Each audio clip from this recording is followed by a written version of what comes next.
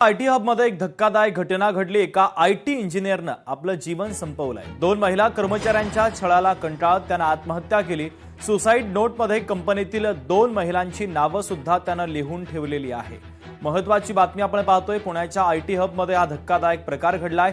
एका आयटी इंजिनियरनं आपलं जीवन संपवलं।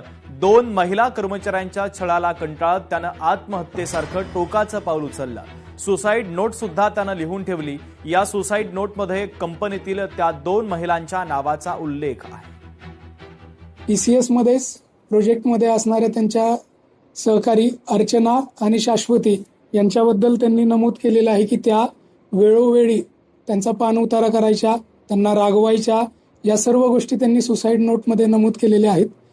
तसेच या दोघींव्यतिरिक्त त्यांचे जे मित्र होते विनोद पालीचा यांच्याबद्दलही त्यांनी नमूद केलेलं आहे की विनोद पालीचा यांनी वेळोवेळी टीसीएस कंपनीलाही माझ्याबाबत चुकीचे ईमेल केले, माझी बदनामी केलेली आहे आणि माझ्याबद्दल चुकीच्या पद्धतीने पोलिसांकडेही तक्रारी करण्याचा प्रयत्न केला। तर या तिघांविरुद्ध भोसरी पोलीस स्टेशन येथे BNS 108 आणि 3(5) नुसार गुन्हा दाखल करण्यात आलेला आहे आणि सदर गुन्ह्याचा तपास सुरू आहे। आता बातमी आहे यवतमाळमधून। महिला शेतकरी प्रोड्युसर कंपनीमध्ये आर्थिक गैरव्यवहार झाला। कंपनीच्या निधीचा अपहार केल्याचा आरोप आहे। तर या प्रकरणाची सखोल चौकशी करण्याची मागणी करण्यात आली आहे। मी कोषाध्यक्षाच्या पदावर होती।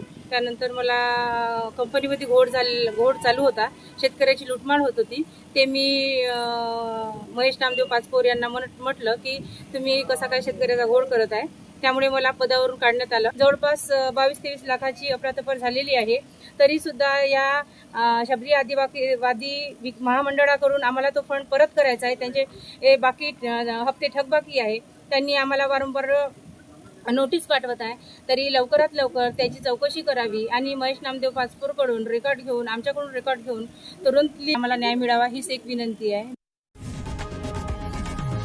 लोकशाही मराठी ऐका, पहा, जागरूक रहा।